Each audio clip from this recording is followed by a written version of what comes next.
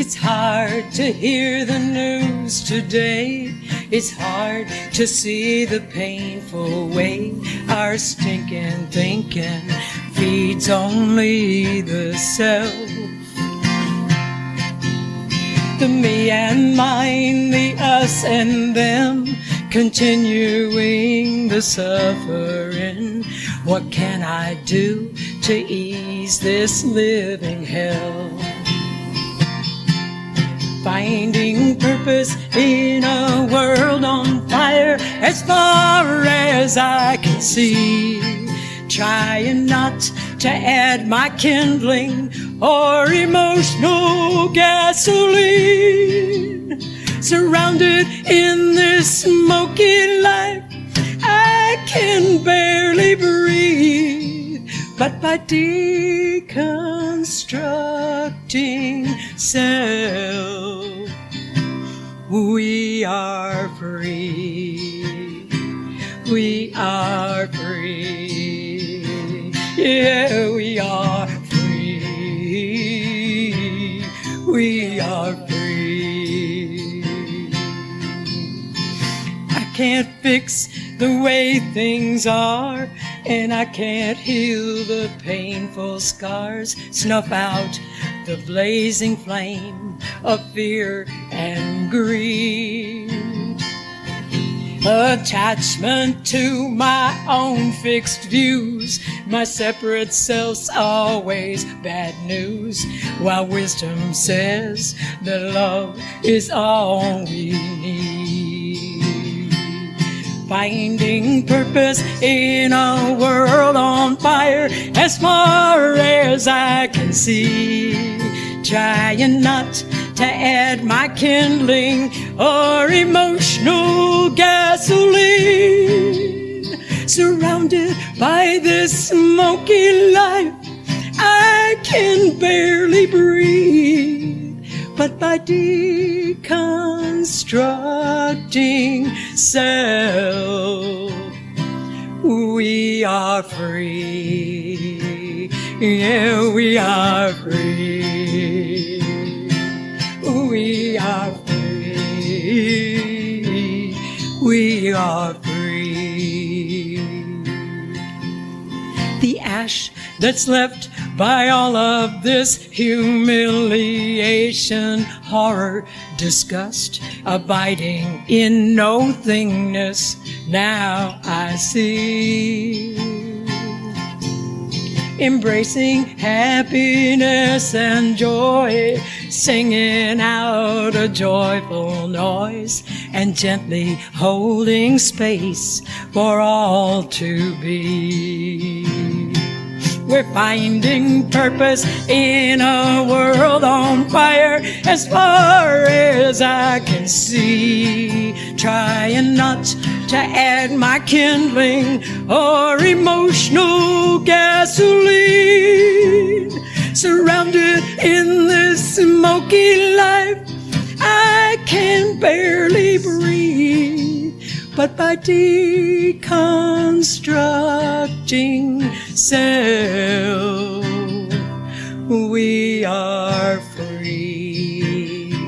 We are free. Yeah, we are free. We are free. Oh, we are free. We are free. We are free.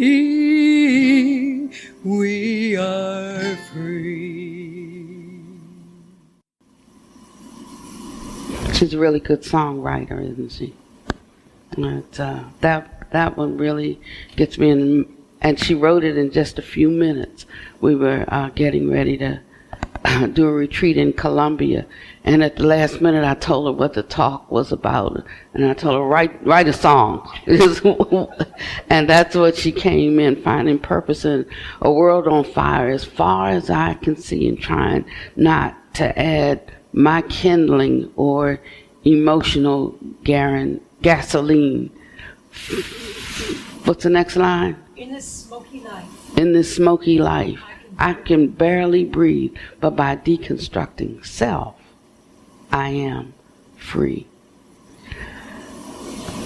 I was, Pannvati and I watched a documentary last night on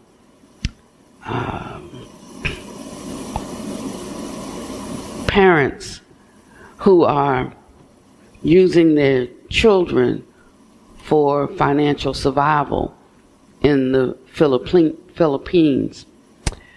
And it was around sexual exploitation and how the parents felt out of desperation and rationalization that this was all right because the sexual predators didn't actually have the children, didn't physically touch them or do things. This is all internet based on what they call something, the dark web. And the hundreds of thousands of people who are on the dark web paying for parents to use their children in this way. And it was so disheartening because Pannvati and I had been having some conversations, when you become aware of something, what is your responsibility? How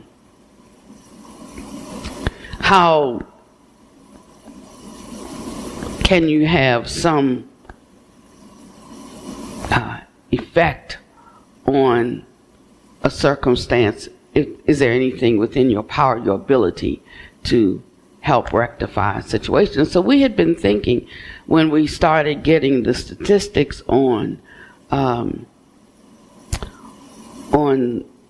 we'd known about sexual abuse because we'd worked with the homeless youth for many years, but on sex trafficking and slave trafficking in North Carolina, and we were astounded at the statistics because just to look out, like this is a wonderful place to live, and you have to really be looking, and you have to really be informed to find some of the hidden terror that exists in our own community. And I think that we have a responsibility to do whatever we can do near and far. So we work in other places, in other countries like developing nations, but also here. And I remember when we started almost 15 years ago now, that we were in such denial that we didn't want to see, and we didn't want to look, and we didn't want anybody to mention it, to bring it up. And I remember when I first started going around and talking to the principals at the schools and the counselors and some of the ministers, they said, we don't talk about that here. I said, but if we don't talk about it here when it's happening here, where will we talk about it? And in time, after a couple of years, people became more willing to discuss incest and things like that openly. Now, the shame, a greater shame than it was happening, was to not talk about it and to not offer some hope to the children who were victims of it, and to not offer some help to the adults who were perpetrators of it. And so some progress, not enough progress, but some progress is being made. So my mind was sort of wrapped up around that aspect of the whole sexual conundrum around abuse and children. And just when I thought I could wrap my head around it, that this is something that's workable, that we can get our hands in, that we can uproot and eradicate, then I hear about the dark web and the hundreds of thousands of people engaged in it, and the thousands of websites, and how it's getting more and more difficult to uncover them because of the ways that they can, camouflage code. I'm just not even interested in all that technology stuff, except what I'm discovering is that, ignorance is not bliss. And what you don't know can hurt. And to think that we don't feel the pain of others because it's not a superficial ouch or owie is to misunderstand and to be dull to our interconnectedness. If we really could recognize that when, if you have one pain, one prick in your body, in your finger or in your toe, the whole body knows. The whole body is aware of that. And so it is with us and our interconnectedness. So there is not anything that can occur. Sometimes people feel down, they don't even know why they feel down. Sometimes they're feeling bad, they don't even know why they feel bad. Why am I feeling this way? Everything is going right in my life. Everything is going good in my life. But because on the deeper, more subtle levels, we're not the individuals who cut off at the skin that we think we are. We are impacted in extremely subtle ways by the infirmities and the suffering of others.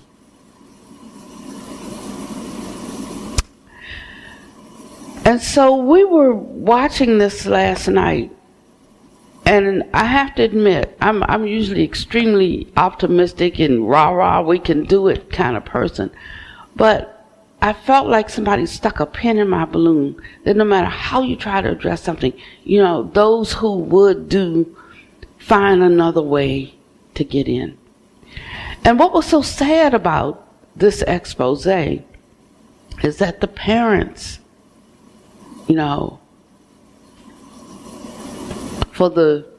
due to the poverty and also due to our lack of moral shame in the world today, felt that this was an okay way to make money, to buy a car, to get a house, and that's what they were saying. With that money, we've been able to buy a car.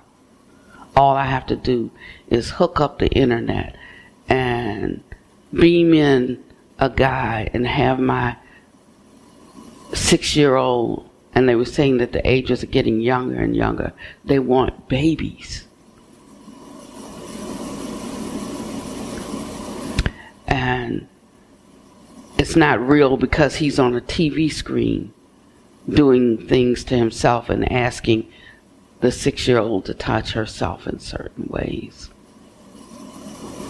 And it said that when these children are used in this way, that a teacher can immediately recognize it, because it's like the light goes out in their eyes. They become numb. That even at their young ages, at 4 years old, they have a recognition of a devaluing of themselves.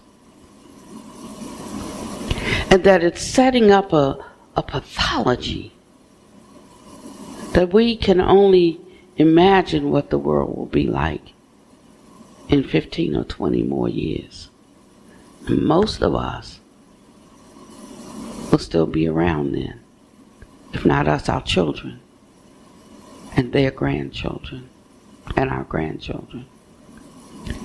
And so, in a way, all of this concerns us. And the Buddha constantly talks about seeing others as oneself. Seeing others as oneself. We went to Tennessee, to Nashville, to participate in a celebration of universal peace. And they were celebrating all right, you know, but the question for me is what were we celebrating? Because we don't have universal peace. So if we do come together, you know, maybe we could do something else with that time. Maybe we could educate ourselves. We could feed our minds. Maybe we could... I was wondering what I would say to this group because they were celebrating. And it wasn't really the right time and the right setup, you know, for the kind of Dharma talk that I had prepared. I said, what shall I talk to this group about that's here in front of me? Because this is what I have is not for this group at this moment. It was for the group, but not at this moment. And so I thought I'd talk to them about the 5 brightnesses and how the Buddha says that all of us have the Buddha nature, the awakened nature. That's what Buddha means, awakened. But that nature, that luminous brightness, that clear seeing, all compassionate capacity is obscured. It's obscured by the information that we take in. It's obscured by the lives that we live. It is impacted by karma. And the best use of our lives, how to seize the essence of a precious human life, is to use this time to peel back the layers of our ignorance so that our luminosity can shine forth, to be light in a dark world. We can say the world is dark, but if we really understood that we have the capacity to be, that we are the light of the world, and only that the light has lost its brightness, so the world takes on an appearance of darkness, then we would be more encouraged that there is hope for a brighter future. If we don't know this, then we lose all hope and we think there is no answer. There is no way of escape. And we get depressed and we drop into apathy, or we do things to try to make us not look at or not think about or not solve. The mind just can't wrap around the problems, and we get all caught up in other people's craziness. So this morning, because we'd been away for a few days, I said, you know, I should catch up on current events, and I turned on the TV and I heard on CNN, and I heard more of some people's craziness. And I started to feel a little agitation. And as soon as I did, a stop it came up for me. A stop it. Because the night before we watched this documentary on the sex trade, and then this morning it was about nationalism and the NFL, and everybody's got their own opinion about it, and many things that were said really were statements of truth. But the agitation was so prevalent in me. And I said, we're always talking about what we believe and what we embrace, and yet can't handle anything. Constantly pulled off our mark and devolving into the craziness of people who don't know their intrinsic nature, who forget their value to the world. And getting off of our agenda, devolving into their incessant chatter, causes us to be of absolutely no good use and no effect in the world. Because it takes the arousal of strength. It takes the arousal of effort. It takes the vision to see beyond the problem to the solution.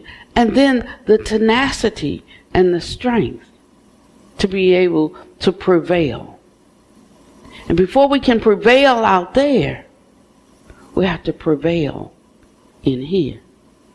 So many are out there toiling with all of their might, but actually bankrupt, burned out.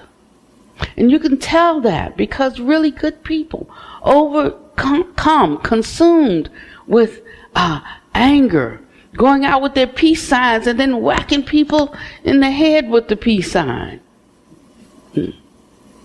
Yelling at each other, in each other's faces, and they just went for friendly conversation. And somewhere along the line, having forgotten oneself, having obscured one's own brightness, the good they would do, you cannot do.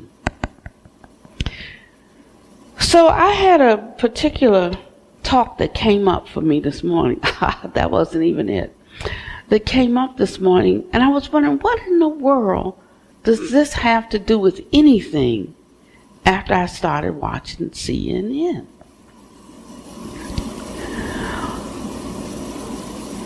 But it started to all come together for me. And I want to read to you.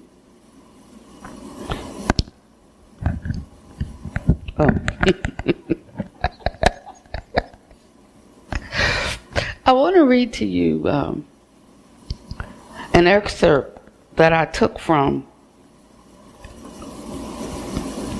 Osho. I like this particular one. I can't say that I personally agree or that anyone else personally agrees with everything Osho said. But this was a fairly good recount of a story in the Samyutta Nikaya. And this was a question about God.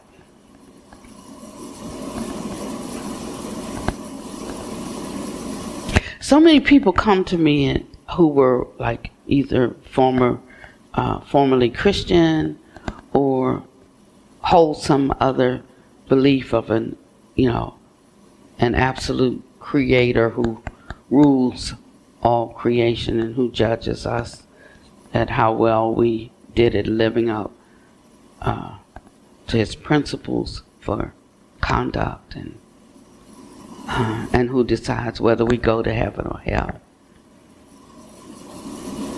And of course, Buddhism doesn't believe in the existence of a God in this kind of way, in this theistic sense. It's essentially a if you want to call it a religion, that which concerns how you walk out your life and understand your relationship to life and everything and everyone in it. And you could say it's essentially a religion of the heart, which trains and develops and uses the mind and that advocates for present moment awareness for the development of inner purity, the cultivation of ethical conduct, and provides freedom or escape from this whole problem about impermanence, that everything is constantly changing, and that everything is basically unsatisfactory. Even if it's good in the beginning, we get weary of it and we have to go get a new thing or a new somebody. If it's not good, we don't like it. If it's good, we want it to stay just the way it is forever. And it's a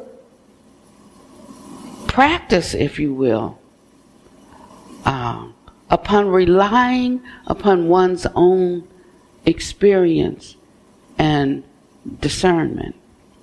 So many times people would come to the Buddha and they'd ask questions.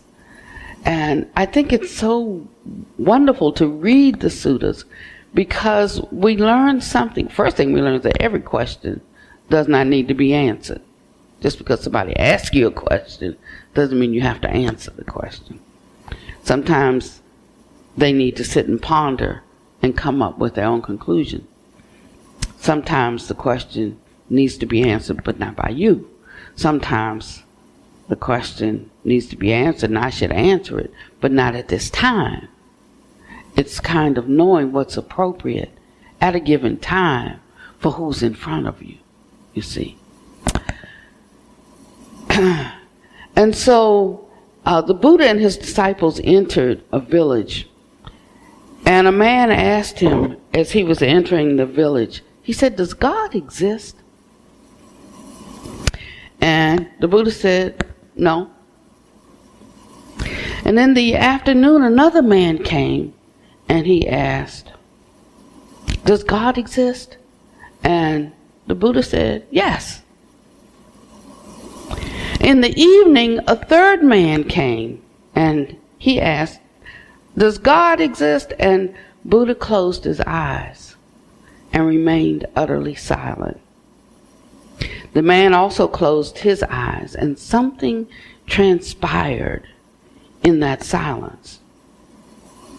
And after a few minutes, the man touched the Buddha's feet, and he bowed down and he paid his respects to him.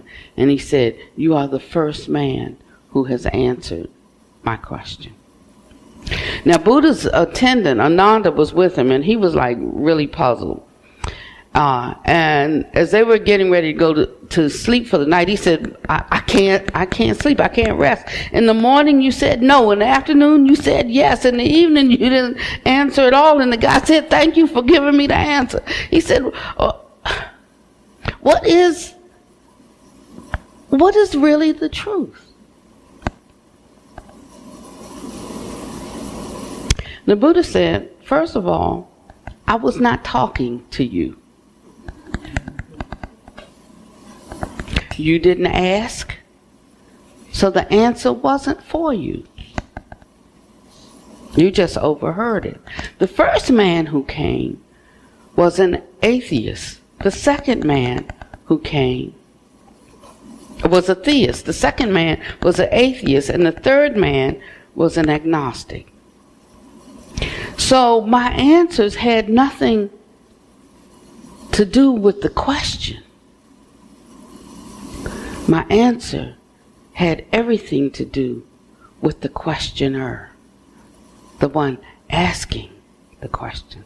I was answering the questioner, and my response was absolutely unconcerned with God. The person who believes in God, I'll say no to him because I want him to drop his idea of God, to be free of his idea, because that's a borrowed idea. Obviously, he has not experienced God, because if he had, he wouldn't have to ask me. There would have been no need if there had been a direct experience. The person who believed from a borrowed concept, I was not going to say to him, yes, I was not going to confirm somebody else's belief. I had to say no, just to destroy this barrier to him seeking out what is true for himself. When one has such a direct experience, they no longer have a belief. They have a knowing. The person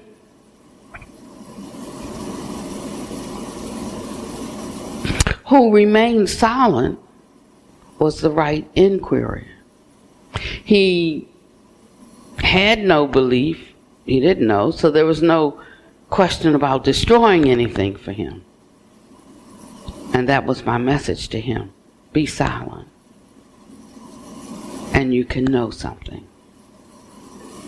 You don't really have to ask. There is no need to ask. Because that's not an inquiry, but it's a quest, a thirst. Be silent and know. He said, and I answered him because through my silence, I gave him the message, and he followed it. He immediately became silent, and he looked within, and something transpired for him.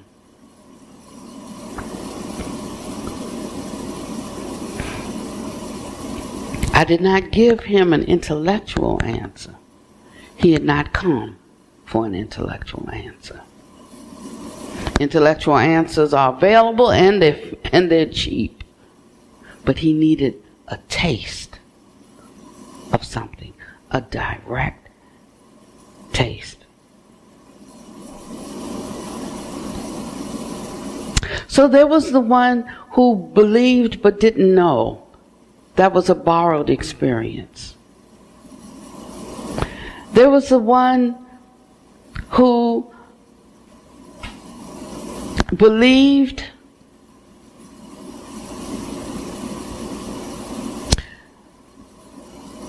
but he felt that he needed to destroy that belief because he couldn't go any further.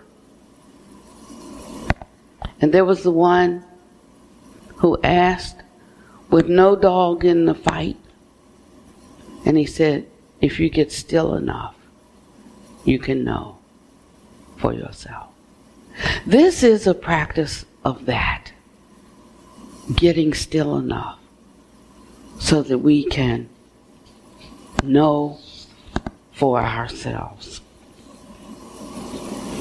I listen to all of these people who have views. We have our belief systems. We have what we say we know it is true. We know this is right.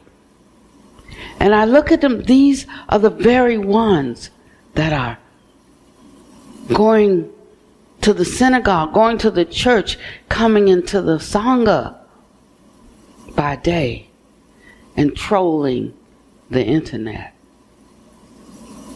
by night. These are the ones that say God is love, and they take up their weapons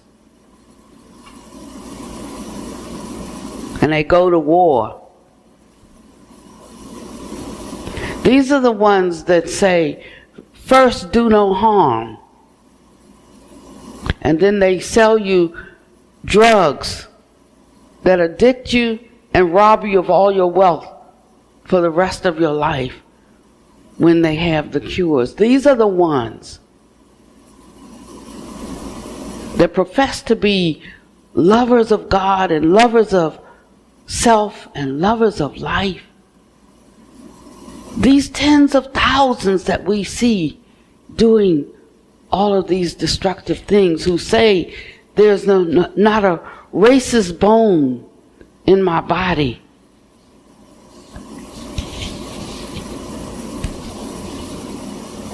And yet every action speak so overtly of a sense of privilege, entitlement, and absolute hatred and disgust for anybody who doesn't look like them.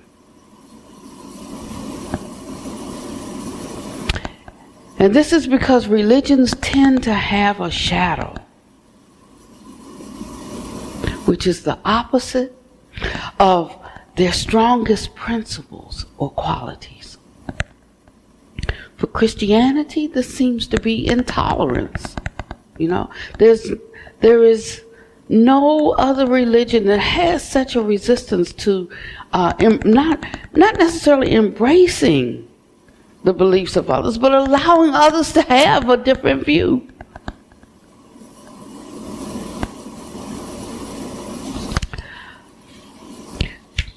The Taoists, the religion of the formless, it has an obsession with rituals and customs.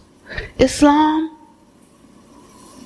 the religion of submission, seems to manifest its shadow as an inability to accept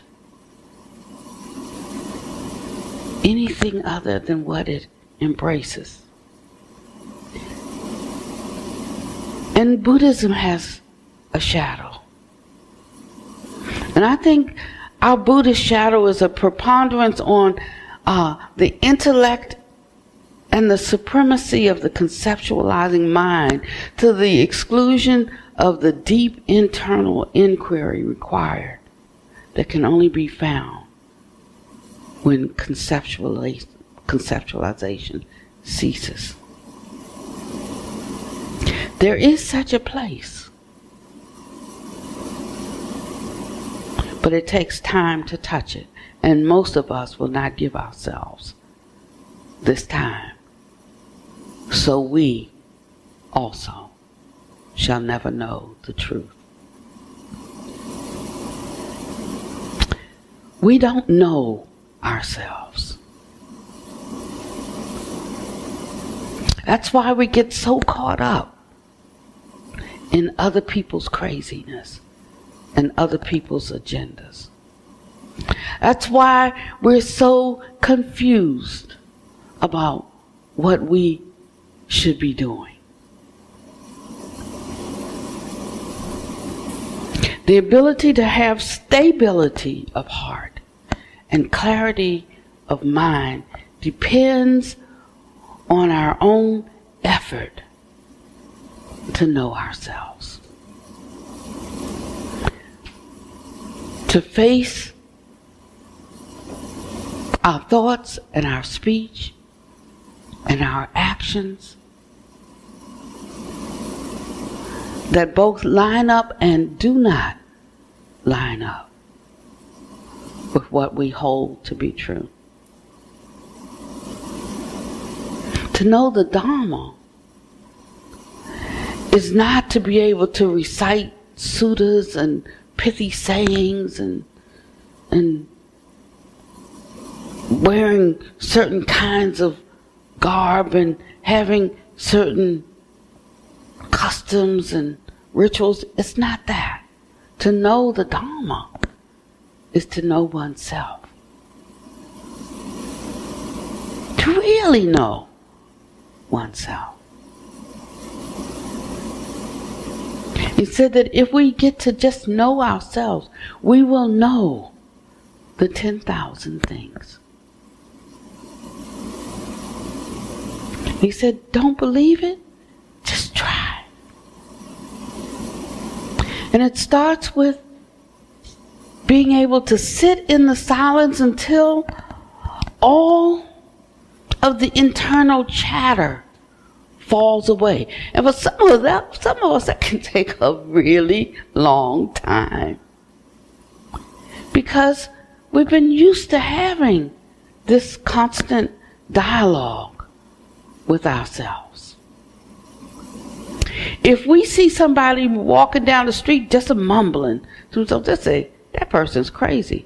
But we're constantly mumbling to ourselves.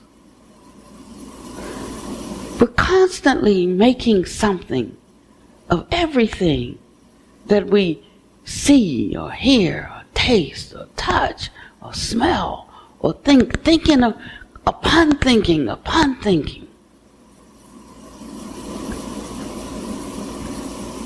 But the Buddha said there is a wellspring, there is a place in us where the highest attributes and qualities of our humanity dwells. It will not be found outside of us, but it is found deep within. And because we have busied ourselves with the superficial,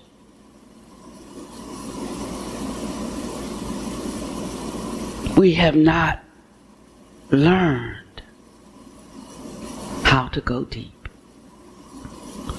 And so we have to take up this training. What will you give to know the truth? What will you give to come forth as the light of the world? What will you give to be able to bring forth your innate brightness? So there are these 5 vidyas. One is the healing vidya. And if a person has a predisposition towards fixing things, whether they're fixing a broken body or a broken bicycle, that is the healing vidya or healing brightness.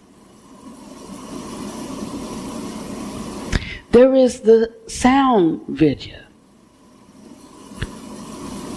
One who is consummate in speech, in being able to arouse,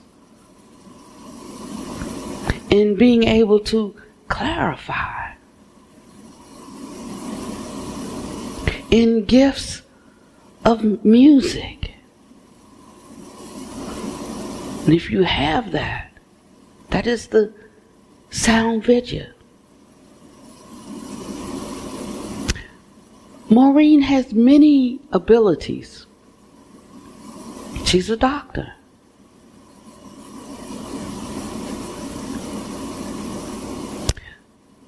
But she recently retired a couple of years ago to hit the circuit singing songs. Because in her stillness, it became clear to her what her deepest brightness was. Now she still does the work that she does, and she's our director of wellness for our wellness center and program that we're in the process of developing.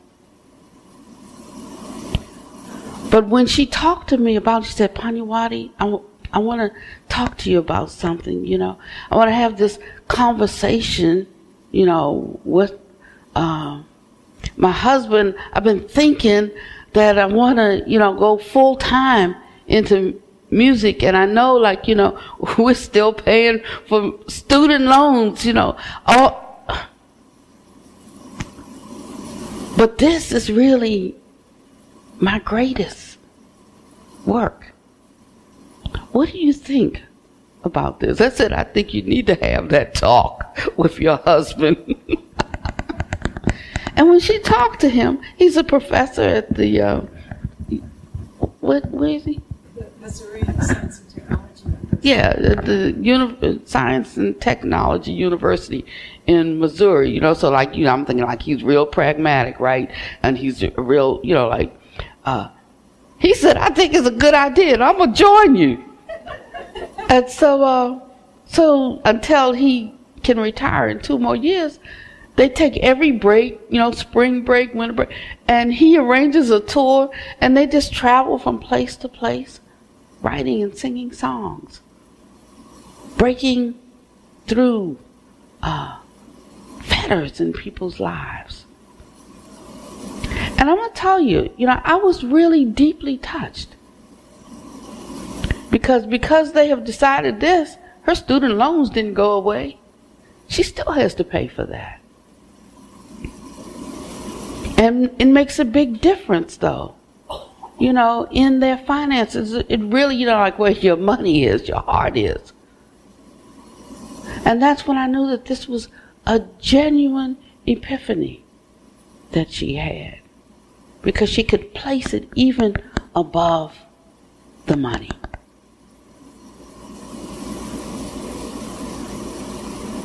So another vidya is logic and being able to really think through and explain things. I think Pannvati has that vidya. Another is craftsmanship. Craftsmanship would be like an artist, or people who make things, photography, rug weavers, architects and builders.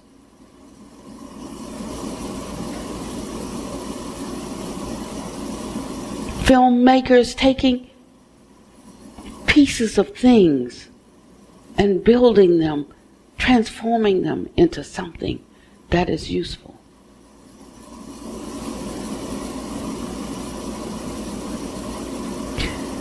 And then the fifth vidya, and this is the one I'm talking about today, inner realization. He said, that is one that is available to all of us. But it costs something.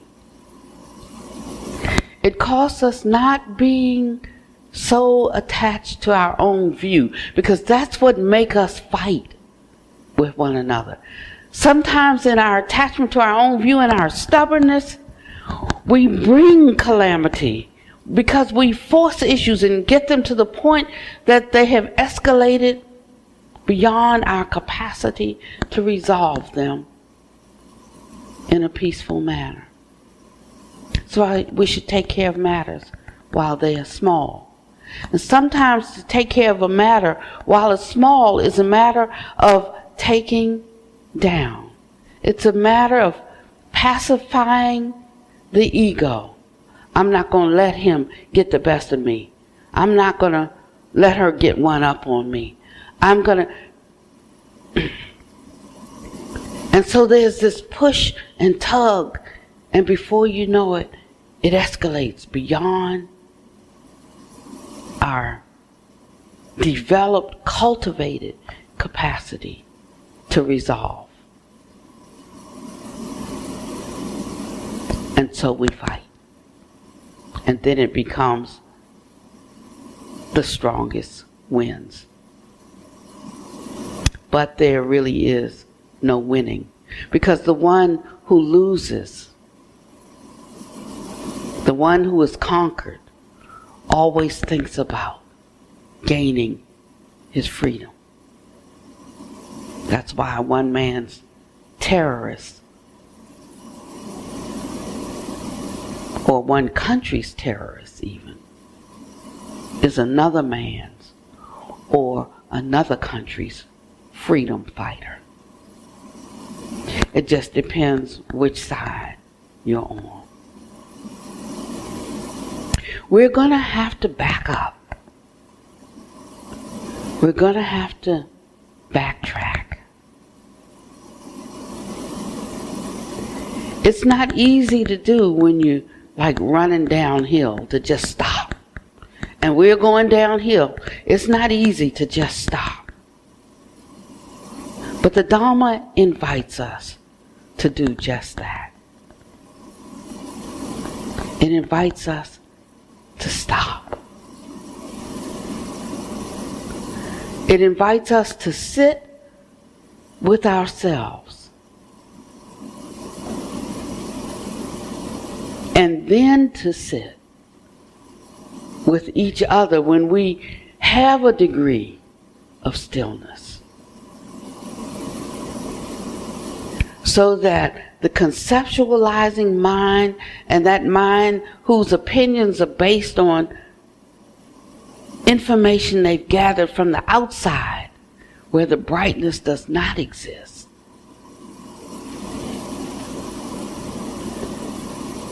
will become secondary to the innate wisdom that we all possess. All of these issues and troubles are of our own making if we started them. We can end them. We can't do it with ego, but we can do it with heart, with clarity, with right mindfulness, with development of a moral shame. Is not like the way we think of shame and the way we have been shamed by ignorant minds. But moral shame is like seeing the destructiveness in the slightest wrongdoing. That's it. Just seeing the destructiveness in the slightest wrongdoing. And purposing to abandon it. And then in that moment when we are called upon to really walk it out, being able to walk it out. And we may walk it out haltingly in the beginning because we're not steady and stable. But the more we do it, the stronger and more purposeful we will become. If you want to know what is my contribution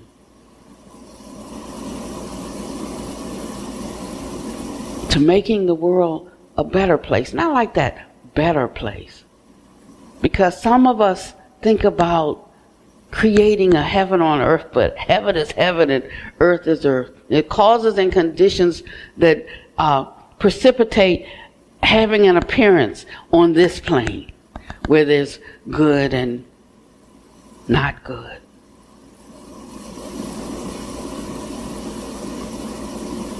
But if we want to at least contribute what we can to making it better, we have to each work on ourselves. And when we have done a really good job of that, the Buddha says you don't even have to speak. He said things are always transferring and transmitting. There is a transmission of that clarity and harmlessness that flows from heart to heart, even without words. There is a transmission of the knowingness that flows from mind to mind, much like the data that's moving right here in the air right now the radio waves and so forth. And if we had the right receiver, we could pick it up. There is something that flows between us all the time. And we're getting an idea of what is flowing by the outpicturing of events in the world. So my question is, those of us who are bent upon liberation and upon giving comfort to the world, what are we transmitting? In our secret places, in our hidden spaces, what are the thoughts and intents? We can know it by what we see happen in the world. We don't have to get up and do something as much as we need to sit still and do something. But when we've come to fruition in our stilling, when we have uprooted our selfish tendencies of preserving me and my and what's mine, when we recognize the interconnection of all living beings, when we recognize someone else's suffering and we're touched with their feelings of infirmity as much as our own and as much as those that are closest to us in proximity or by blood, then we will be qualified and effective in changing the world. Do you know that this is as simple as making the commitment to sit for a few minutes each day, coming to know one's own heart mind, becoming aware of how we really feel about things and how it's affecting us by being aware or mindful of the body. Thinking we're okay when we're on the edge of freaking out because we have not picked up the internal signals. We don't know that we're running on fumes. We think we still have a lot of gasoline in the tank.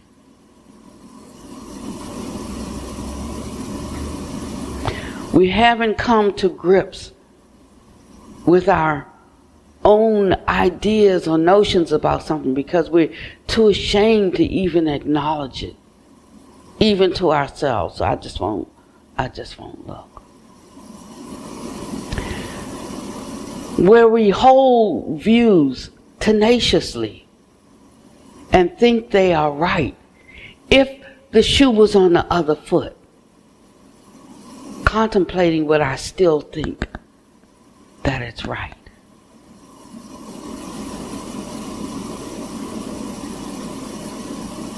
This kind of deep introspection is what we have to do right now. Because the only thing that is going to uproot ignorance is knowing. That's the two sides. So I ask you today, this practice absolutely works. I understand many, many arguments on the other side because for a long time I was on the same side of the conversation. And I could imagine how they thought that way. Because at one time I thought that way. But I don't anymore. Expanding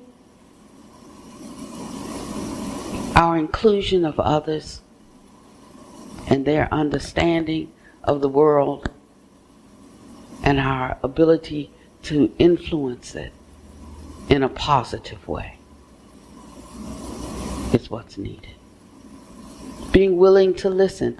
I take responsibility. I finally take responsibility for the administration that we have in office today. I personally take responsibility for a lot of what I see happening, the aftermath of that.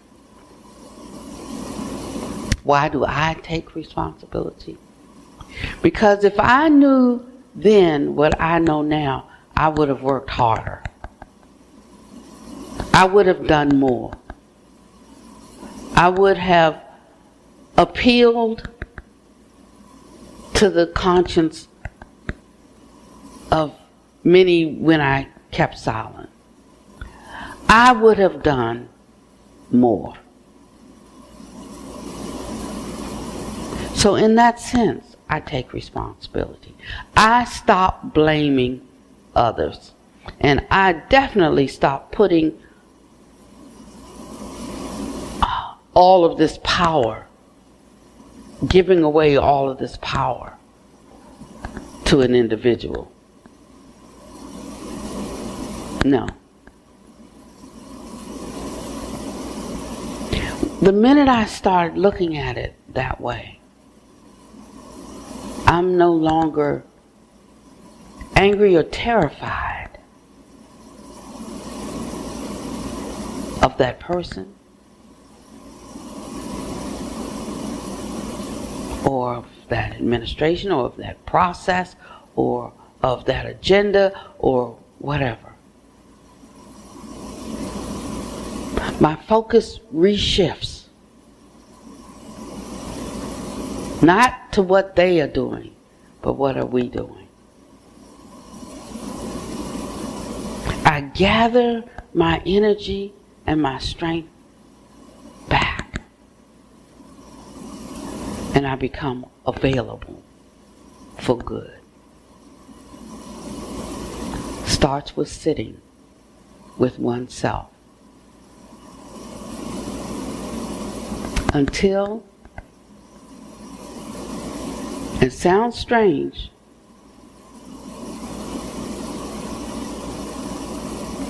but until you can drop your tight grasping around your own view. Because until you get to that place, you cannot really hear the gripe or the concern of the other that has caused them to rise up and act in a particular way. See, the Buddha, when he was with those 3 men that day, it wasn't the questioner, but he was able to connect with on a very deep level and perceive the real question, the real inquiry. He was able to touch the heart of the person and point him to his own clarity, to finding his own clarity. And that's the only thing that works. You can't force other people to do what you want them to do. They have to want to do it. If they're forced to do it, they'll always be looking for a way out. Unless there is a change or transformation deep in the heart, they will be looking for their day, their 8 years. They will be looking. 8 years ago, I was happy. Some people were very much not. Now, some people are happy. I am very much not. But how will I respond? You just wait till we get our next our next 8 years, what will that set up? That sets up the following 8 years of revenge. You see? So it'll be a never-ending cycle. And we'll die without having accomplished anything. So start sitting 5 minutes a day. Just sitting. The first thing you'll find is that whatever arises, a jumble of thoughts will just be rising up. Just let them rise up. I see that thought. I hear that. Yes. You know, and you're just acknowledging that the thoughts are there. You're not trying to change them. You're not trying to push them down. You're not trying to push them away. It's just letting the record play. These thoughts that are rising up. Take no action now. And just continuing to sit, you'll find that, you know, bit by bit, the thoughts lessen. Bit by bit, there'll be some stability that you can sit with the thought, but your head won't be like paining, because when you think about it, you get so angry. That's why you just think about it, but not with the anger. And you continue to sit. You think about it like, I just don't understand how anybody could think that way. But you just continue to sit.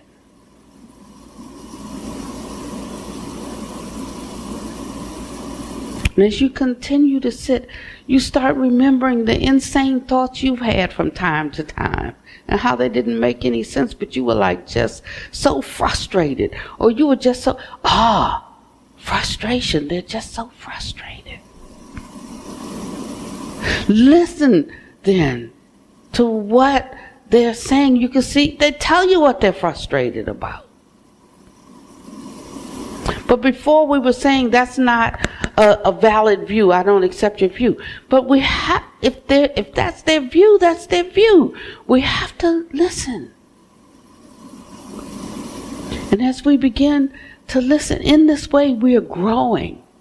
We're expanding in our capacity to understand and feel the pain or the confusion or the sorrow of others. And as we garner and develop this kind of experience, you know, this information is like going in like information into a database. And it starts to craft something. The scenarios, the way of escape. And we'll start to have some thoughts about how to come to the table with something useful. We can say to the one, I understand how you feel. And not because we learned that in nonviolent communication, but because we really do understand how they feel. And we may really understand how there hasn't been a right reasoning around that thought. And we can offer a way of looking at it. Not a demand that you accept this, but here's another way you can look at it. Here's something that you can consider. And yes, considering their view. Acknowledging that not everything that's said is wrong. You know, I have, and I'm through, I've really been going through something as a person of color, they call them, as a black person. Just amongst my peers who are in leadership, even within the Buddhist diaspora, you know, national teachers and so forth. Because they'll come to me and say, Pannvati, what you said is true, but we shouldn't be saying that now. Because this right here is so egregious. And I'm like, this right here is so egregious. But some of what is said, some of what they said, the other side, is true. And we need to be able to acknowledge what is true. Not to have a side, but to acknowledge what is true. And sometimes it's what our opponent is saying. And our refusal to acknowledge what is true just makes them hunker down more in their opinion, where there could have been an opening for conversation. You see what I mean? We don't want to do this right now, but it is our only way of moving forward. I watched a story of two people who were on two different sides of an issue. One, it came out right around the time of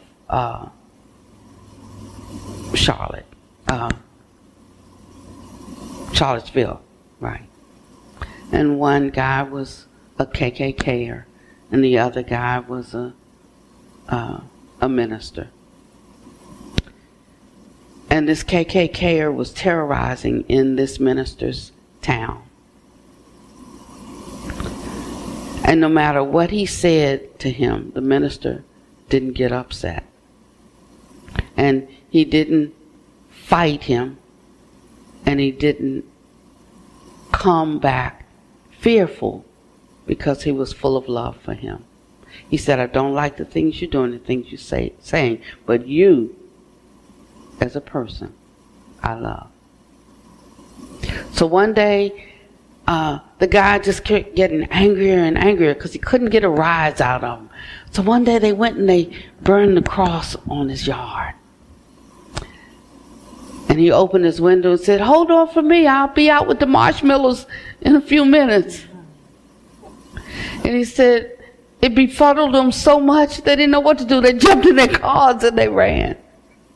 But the end of that story was that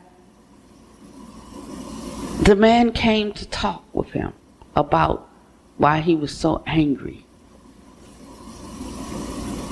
And ultimately he resigned from the KKK and he became a minister. And love was able to do something that hate never could. If you really believe that, do good, even when the urge to reciprocate in like mind or like manner arises. That's a hard work to do, but that is what we're called to do. And that is what we have the capacity to do. Knowing this puts us at a place of calm and a place of ease, even right now, when the world is on fire.